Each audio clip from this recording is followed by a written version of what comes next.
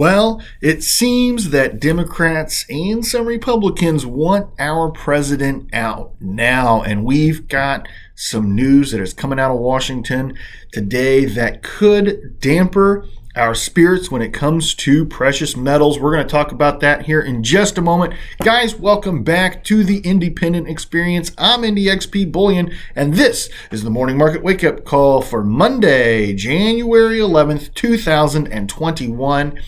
We've had a little bit of a roller coaster already in precious metals this weekend. Let's go ahead and take a look at the markets and see where we're starting this week off at.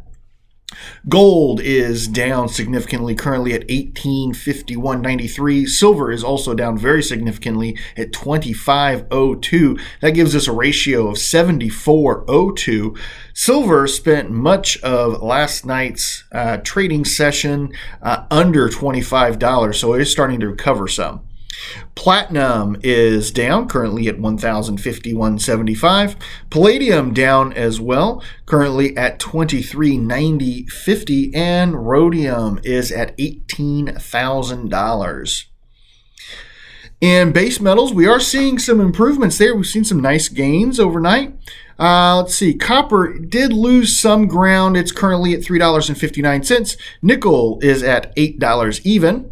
Aluminum is up at $1.22. Zinc is at $1.27, and lead is even at 90 cents. Barrels of crude oil, we've seen a nice little bump in. It is down slightly in overnight trading, currently at $51.93 a barrel. We saw positive gains to close out Wall Street on Friday. The Dow Jones will be starting this week off at 31,097.97. The NASDAQ will be starting at a record high of 13,201.97. And the S&P 500 is also at a record high of 38,2468. The U.S. dollar index is trying to recover some. It's back over 90, currently at 90.47. If you guys trade in Bitcoin, well, you know, the party is over. We've seen a very significant drop in Bitcoin this weekend. We saw a high of just under $42,000 Friday morning, about 10 o'clock Eastern Standard Time. We saw it top out at $41,986.37, but it has come down significantly in the last couple days. Currently, we're at $34,694.93, and if you happen to exchange a gold back this morning, whether it be the Utah or the Nevadan, those are exchanging at $3.24. I do expect that to drop slightly once their market opens later this morning. As I noted at the beginning of the video, we are going to be seeing another impeachment proceeding, it seems like. Democrat leaders in the House have announced overnight that they are going to be enacting another impeachment of President Donald Trump today.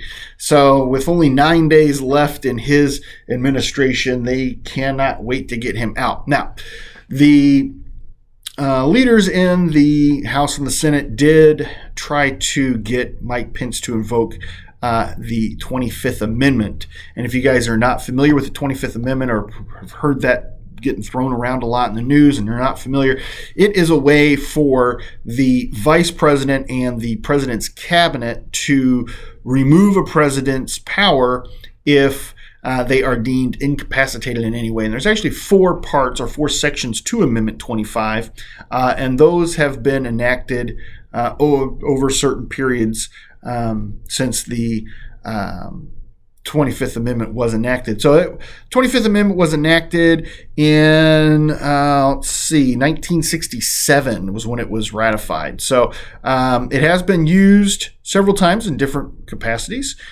Section 1 has never been used, but did get tried, or was going to get tried, back in the mid-70s when Richard Nixon resigned.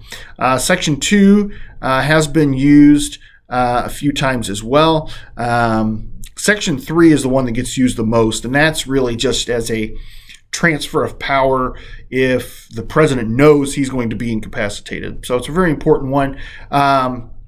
Section 3 is if president's going to have surgery or something, is going to be under anesthesia or going to be knocked out for some reason, then he is allowed to transfer power over to the vice president.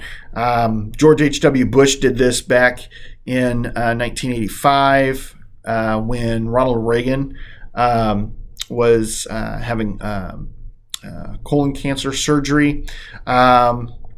Dick Cheney took over twice when George W. Bush was president, both times when George Bush had colonoscopies performed. And then Section 4 has never been invoked, but it has been tried on at least 2 occasions. First was in 1981 when Ronald Reagan was shot. And then the second time was when a cabinet member accused him of not doing his job. The guy's name was Howard Baker. I'm not sure what happened there. So it was Ronald's chief of staff and claimed that Ronald Reagan was lazy. So, but the Democrats have tried to get Section 4 used here now through Mike Pence. Mike Pence is not. He said he's not going to be invoking the 25th Amendment in this case. But I feel like the real reason why the Democrats were pushing so hard for the 25th Amendment to be invoked is they need to see a dry run of it happen to see. They need the playbook written, essentially, for when it comes time to remove Joe Biden from office. And you know that I haven't heard much about it, but really, the Democrats picked about the I don't know. The best way to put it is the mental capacity of Joe Biden is deteriorating rapidly. And there's no way that I think that he's going to make it through 4 years without just losing his mind in some way. Whether it's dementia or Alzheimer's or something will happen, or they'll claim something that will allow them to invoke the 25th Amendment and Kamala Harris will become the next president. They obviously want to do it before Nancy Pelosi loses her seat in a couple years, or is no longer Speaker of the House, because once they are able to remove Joe Biden from office and Kamala Harris becomes president, then the Speaker of the House becomes the vice president. So of course, then you have Nancy Pelosi as the vice president, which I think is her end game all along. So, but what is that going to do? They weren't able to get the 25th Amendment enacted or, put in motion by Mike Pence. So they're going to introduce impeachment proceedings this afternoon over at the House. Now, will it ever get through? No, because even though they have a majority in the Senate, it takes a while for an impeachment to happen. I know they fast-tracked it, last year, 2019 and 2020, but still that took over a month. We got 9 days, and the Senate doesn't even reconvene for like another week. So, they're going to have 3 days to vote on it. So,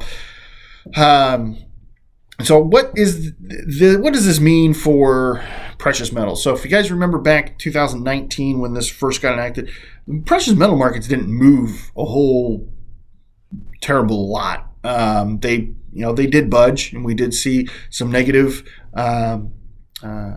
marks on the precious metals markets, but I don't think we're going to see a huge slump. I don't think we're going to see silver lose $2 or $3. We're not going to see gold drop $100. Will the markets move? Absolutely. And I think Wall Street will also see a move, but actually I think Wall Street will see a positive move. There's just way too much momentum on Wall Street right now for it not to continue its positive gains. There might be a day of loss, but I don't think that that's going to be a result of an impeachment of the president. So I don't feel like this is going to result in anything negative in any of the markets that we follow, but I am not a financial advisor. I'm just an enthusiastic individual of precious metals and investment opportunities. So let me know down in the comments, guys, of what you guys think would happen. What will happen today once the president gets impeached a second time?